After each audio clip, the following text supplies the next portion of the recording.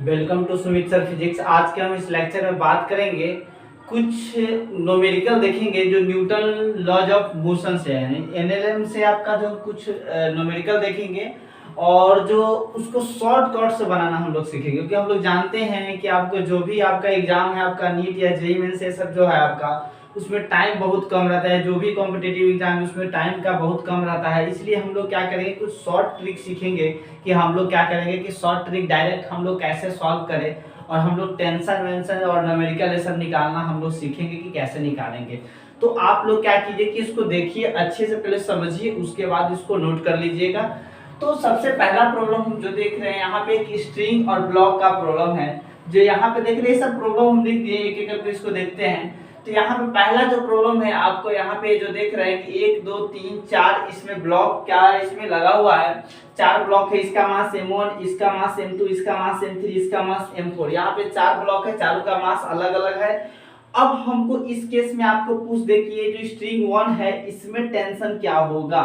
तो हम लोग जानते हैं कि जो टेंशन फोर्स जो है आपका, इसमें देखिए पुलिंग और पुशिंग दोनों नेचर क्या है आपके, इसमें जो क्या ऑलवेज क्या है, पुलिंग नेचर का होता है इसमें, ठीक है। तो यहाँ पे जो देख रहे हैं कि यहाँ पे जो इसके द्वारा जो m1g नीचे लग रहा होगा, तो यहाँ पे क्या हो रहा है कि यहाँ पे टेंशन लग रहा हो, इस स्ट्रिंग पे तनाव आ रहा हो, टेंशन लग रहा हो। फिर इस स्ट्रिंग पे लग रहा होगा T2, और इस पे लग रहा होगा T3, और इस पे लग रहा होगा T4। तो हमको डायरेक्ट अगर पूछेगा कि बताइए कि यहाँ पे टेंशन क्या होगा, यहाँ पे टेंशन क्या होगा, यहाँ पे टेंशन क्या होगा, यहाँ पे टेंशन क्या होगा, तो उसको हम लोग डायरेक्ट कैसे सॉल्व करेंगे। तो अभी हम लोग डायरेक्ट सॉल्व करना सीखेंगे कि उसको डायरेक्ट हमको टेंशन निकालना हो तो हम लोग क्या करते हैं कि टेंशन को डायरेक्ट हम लोग कैसे निकालते हैं। तो इसके लिए जो हम लोग देख रहे हैं कि इसको अब देखिए अभी हम कैसे निकालते हैं। तो देखिए जैसे आपको जिस स्ट्रिंग में पूछ रहा है, आपसे जिस स्ट्रिंग में पूछ रहा है कि यहाँ पे पूछे, यहाँ पे पूछे, यहाँ पे पूछे, यहाँ पे पूछे, कहीं भी पूछे, आपको डायरेक्ट एक कैंची लेना है और कैंची से ले आना है, उसको हम लोग क्या करना है, कट कर देना है, उसको कट कर देना है। इसको कैंची से क्या करेंगे, कट कर देंगे उसको, जहां से पूछेगा वहां से।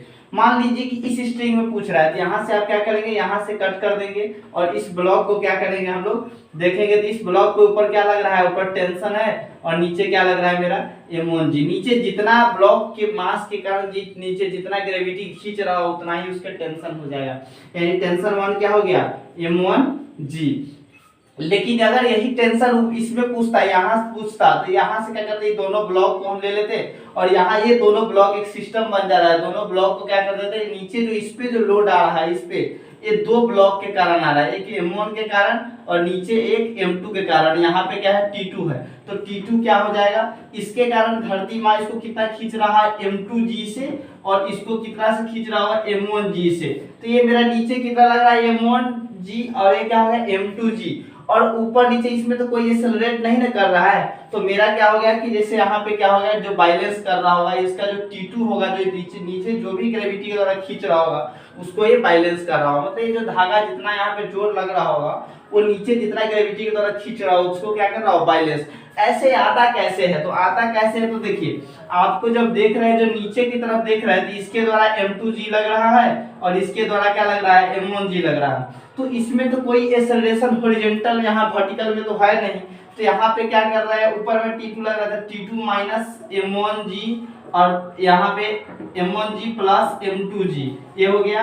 और कोई एक्सेलरेशन नहीं है, तो नेट फोर्स इक्वल टू क्या होता है, मास इनटू एक्सेलरेशन। एक्सेलरेशन 0 है, तो यहाँ से क्या आ जाएगा, T2 equal to m1g plus m2g। तो आप डायरेक्ट शॉर्टकट इतना नहीं करना है, डायरेक्ट शॉर्टकट करना है कि जहां पे आपको टेंशन पूछा वहां से क्या करना है, कट कर देना है, उसके नीचे जो ब्लॉक होगा उसका मास को जोड़ देना है और m2g कर देना। मतलब T2 पूछा तो T2 क्या हो जाएगा, m1 plus m2 into g हो जाएगा। यहाँ पे T3 पूछ रहा है तो T3 के नीचे कितना है, m1 plus m2 plus m3, यानी क्या हो जाएगा, m1 plus m2 plus m3 into जी। आपका यहाँ से टेंशन T3 निकल जाएगा यहाँ से।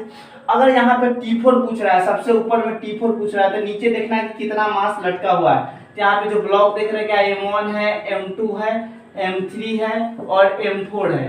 यहाँ पे 4 ब्लॉक है, यहाँ m4 इंटू जी कर दिए। मतलब बस जहां से आपका पूछा वहां से आपको कट कर देना है और आपको हमको क्या करना है, निकाल लेना है। मतलब समझ गए आप लोग कि जैसे आपको नीचे पूछा, आपका T3 पूछ रहा है, तो T3 आपको ऊपर जो नीचे कितना ब्लॉक है, 3 ब्लॉक है, तो ये 3 ब्लॉक को क्या करेंगे हम लोग कि नीचे तीनों के कारण देख रहे हैं क्या लग रहा है, और हम लोग डायरेक्ट क्या करेंगे, फाइंड कर लेंगे। मतलब T3 इक्वल टू क्या होगा m1 plus m2 plus m3, यानी m1 plus m2 plus m3 into g. Direct मतलब समझिए कि जो नीचे ब्लॉक का मास रहेगा उसके मास को ऐड कर देना है, इंटू ग्रेविटी से क्या करना है हमको मल्टीप्लाई कर देना है। ऐसे हम लोग क्या करेंगे टेंशन निकाल लेंगे।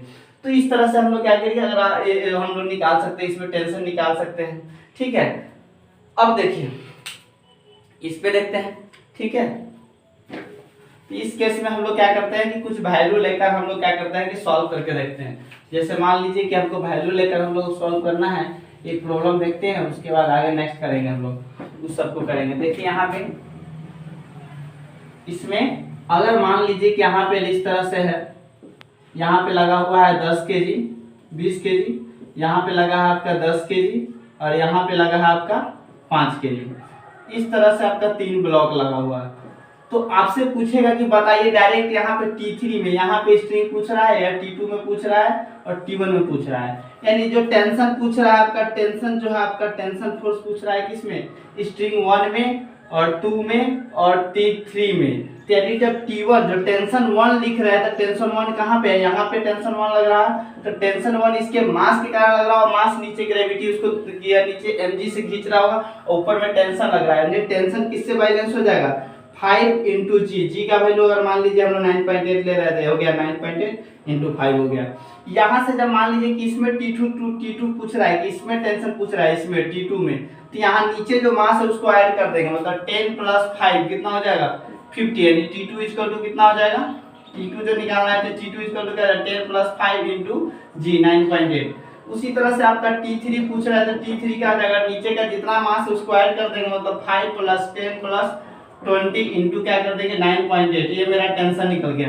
तो इस तरह से हम लोग क्या करेंगे टेंशन जहां पे निकालना है उसको कट करेंगे, उसके नीचे जितना मास होगा उस मास को जोड़ देंगे या प्लस इंटू जी कर देंगे। मास को जोड़ देंगे इंटू जी कर देंगे। यहाँ से हम लोग क्या किए टेंशन निकालना है, शॉर्टकट सीखे हम लोग। ऐसे एक्चुअल में हम लोग निकालते कैसे है तो उसमें थोड़ा सा लेंथी प्रोसेस है, तो इससे कि मेरा शॉर्टकट हो गया थोड़ा। अब देखिए नेक्स्ट प्रॉब्लम हम देख रहे हैं कि नेक्स्ट प्रॉब्लम क्या है कि जैसे इस केस में अगर मान लीजिए कि हम इधर से ही फोर्स लगा देते हैं, इस फोर्स इधर से लगा देते हैं हम लोग, एक फोर्स लगा देते हैं। इस केस में आपसे एक्सेलरेशन पूछ दे रहा है कि एक्सेलरेशन क्या होगा ये बताइए, एक्सेलरेशन क्या होगा इसे बताइए।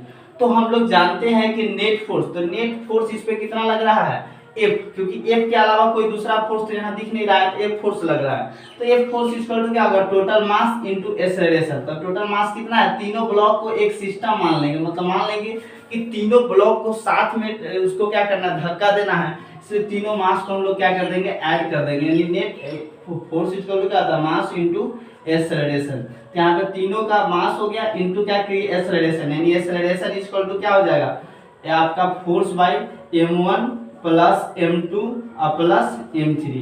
तो ये आपका आ गया आपका एक्सेलरेशन आ गया। यानी क्या करना है कि आपको क्या करना है कि जो फोर्स लग रहा है उसमें टोटल मास को हम लोग जोड़ के क्या करेंगे, हम लोग उसको डायरेक्ट क्या कर देंगे डिवाइड कर देंगे, यहाँ से एक्सेलरेशन निकल जाएगा। जैसे आप लोग एग्जांपल से समझते हैं, जैसे आपको मान लीजिए कि दो ब्लॉक है तो यहाँ पे एक 10 केजी का है, मेरा 20 केजी का है। यहाँ पे मेरा इधर से मान लीजिए कि इधर से इस बार लग रहा है 100 न्यूटन फोर्स लग रहा है, यहाँ पे 100 न्यूटन फोर्स लग रहा है। इस केस में एक्सेलरेशन पूछ रहा है तो फोर्स इक्वल टू क्या होता है मास इनटू एक्सेलरेशन। तो फोर्स कितना लग रहा है 100 न्यूटन और मास कितना है 10 और प्लस 20, क्योंकि दोनों जब ऐसे इसको धक्का देंगे तो यहाँ पे फ्रिक्शन है, जो भी ये सब पढ़ रहे हैं सब फ्रिक्शन लेस है। किसके हॉरिजॉन्टल और ब्लॉक के बीच में कोई फ्रिक्शन नहीं है, तो यहाँ पे दोनों में कोई फ्रिक्शन नहीं लग रहा हो। तो फ्रिक्शन नहीं लग रहा हो तो जो फोर्स लग रहा हो डायरेक्ट वो एक्सेलरेट करवा रहा हो। यानी क्या होगा force equal to total mass कितना होगा 20 प्लस 10 कितना 20 प्लस 10 यानी 30 इंटू क्या हो गया एक्सेलरेशन। यानी क्या हो गया कि आपका एक्सेलरेशन इक्वल टू 100/30। यहाँ से मेरा एक्सेलरेशन आ गया। तो इस तरह से हम लोग क्या कर सकते हैं कि एक्सेलरेशन निकाल सकते हैं। इस केस में हम लोग एक्सेलरेशन निकाल लिए। अब देखिए मान लीजिए कि इसी पे हम लोग प्रॉब्लम देखते हैं कि अब एक नॉर्मल रिएक्शन देखते हैं कि नॉर्मल फोर्स क्या होता है। और नॉर्मल फोर्स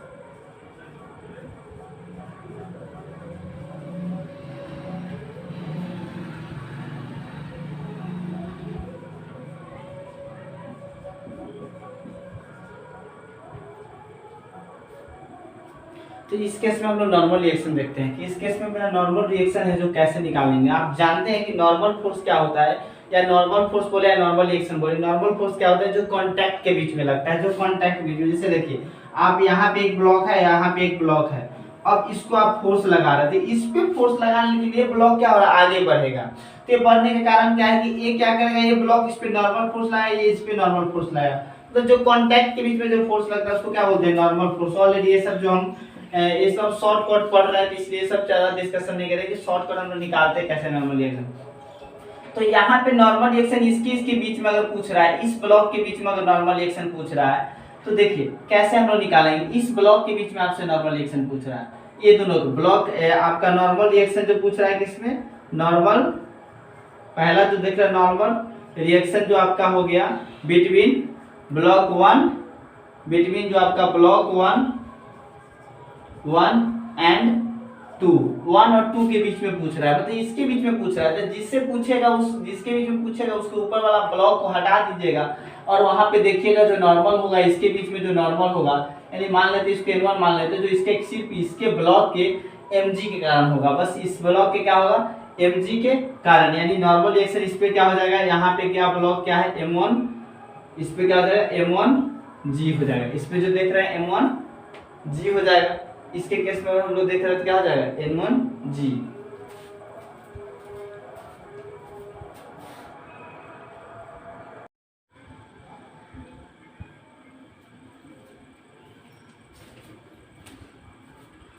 तो इस केस में हम लोग देख रहे हैं कि नॉर्मल रिएक्शन इस क्वेश्चन में क्या होगा, जैसे इसको हम जान रहे हैं कि ये ब्लॉक एक दूसरे पे रखा हुआ है, एक दूसरे के कांटेक्ट में रखा हुआ है। तो जो कांटेक्ट में रखा हुआ है जिसके कारण क्या हो रहा है, एक दूसरे में फोर्स लग रहा हो।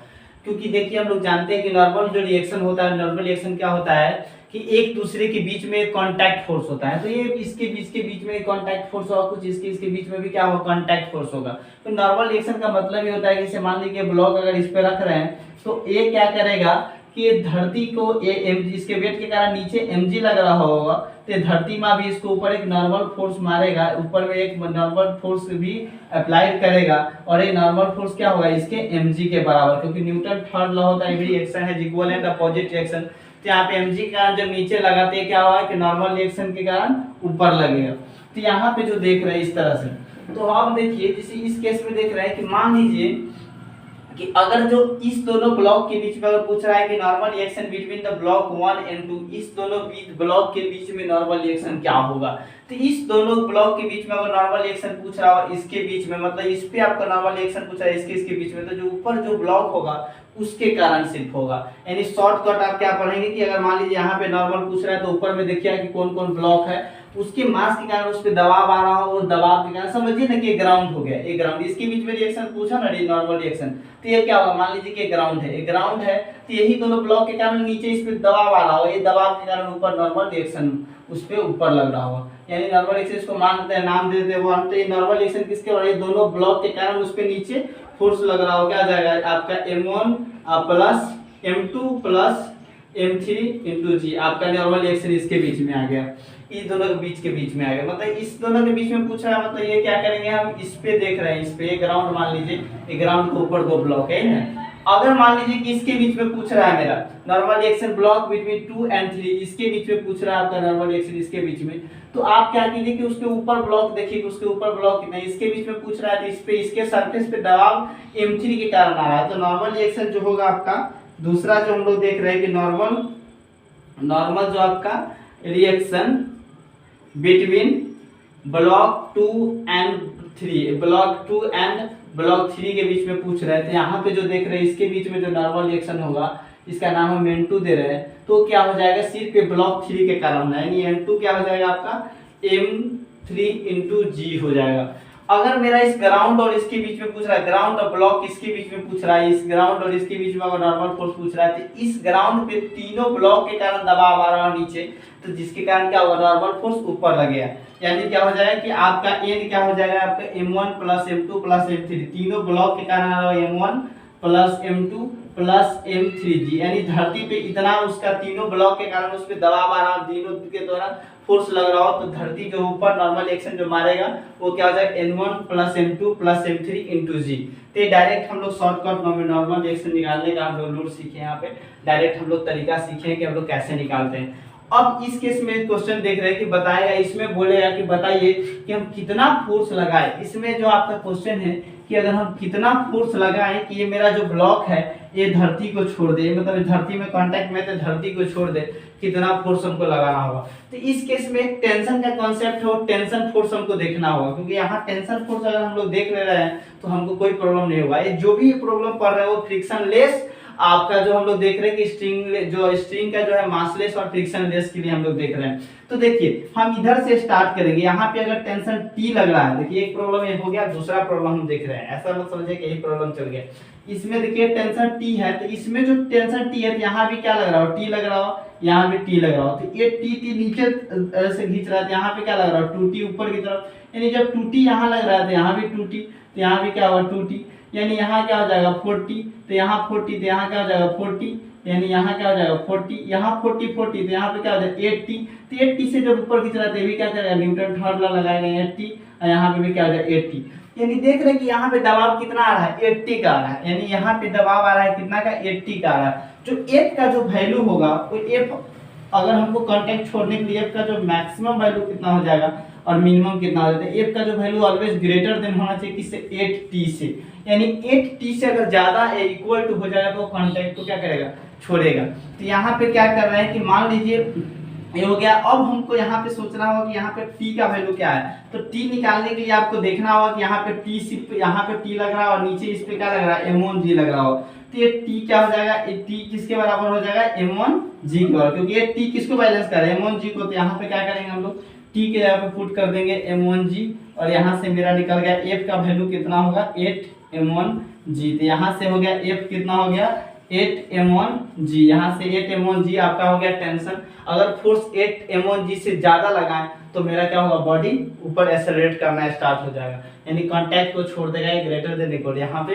ये हुआ। तो ये भी एक इजी तरीका है आप लोग निकालने की। इस पर देखते हैं प्रॉब्लम। अब हम डायरेक्ट करेंगे, यहाँ पे जो देखिए यहाँ पे जो हम किए हैं क्या किए, यहाँ t तो यहाँ भी t है, तो यहाँ 2t तो 2t, तो यहाँ 40 40 40, तो यहाँ 80 80, तो यहाँ भी 80। अब इसको थोड़ा शॉर्ट समझते हैं कि शॉर्ट ट्रिक इसके लिए और थोड़ा शॉर्ट करते हैं। देखिए यहाँ पे और शॉर्ट करते हैं।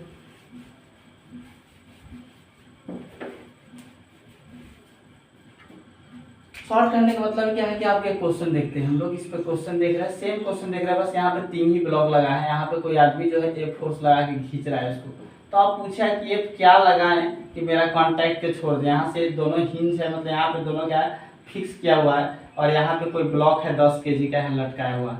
तो सिंपल कुछ हमको करना नहीं है, हमको क्या करना है कि यहाँ से आपको टी मानना है कि अगर मान लीजिए यहाँ टी लग रहा हो स्ट्रिंग में, तो ये स्ट्रिंग सेम स्ट्रिंग है, तो इसमें भी कितना लग रहा हो टी लग रहा हो, तो यहाँ टी लग रहा है, यहाँ टी लग रहा है, तो यहाँ क्या होगा 2t हो जाएगा। यहाँ 2, तो यहाँ भी 2t लग रहा हो, 2t यहाँ भी लग रहा हो, यहाँ भी 2t लग रहा हो, तो यहाँ क्या हो जाएगा 40 हो जाएगा।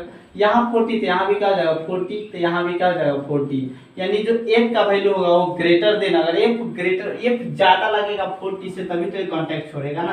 तो यहाँ पे 40 हो गया, और t का वैल्यू क्या है यहाँ पे mg के बराबर, mg g का वैल्यू अगर 100 दे रहा है तो क्या होगा 10 × 10 100 हो जाएगा, मतलब टेंशन कितना आ जा रहा है 100 न्यूटन।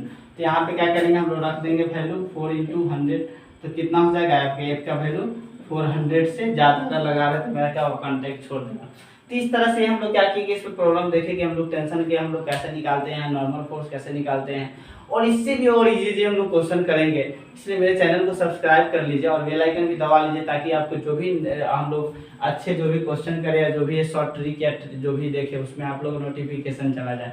हम एक रिवीजन नोट भी डालेंगे, है एक रिवीजन नोट जो आपको क्या होगा कि 1 महीने का पढ़ा हुआ बस एक दिन में आप अगर पढ़ लीजिएगा तो आपको रिवीजन टोटल हो जाएगा, एक भी क्वेश्चन छूटेगा।